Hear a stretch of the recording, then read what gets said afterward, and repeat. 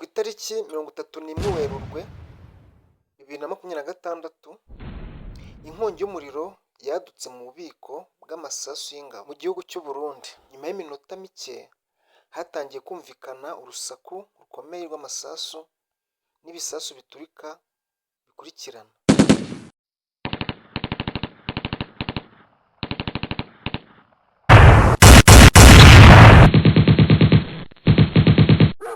Abaturage bari hafi y'aho byabereye bahise bahunga n'ubwoba bwinshi.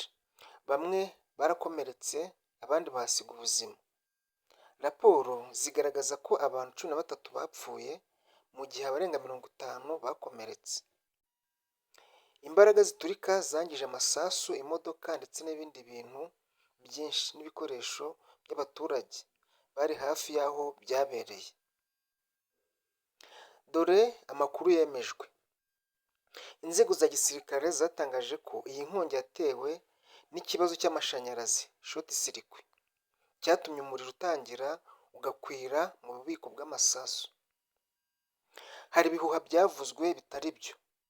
Hari amakuru yakwirakwijwe ku mbuga nkoranyambaga avuga ko drone yaba yarateye icyo gitero, ariko ubuyobozi bwahakanye ayo makuru, bavuga ko nta kimenyetso kibyemeza gihari.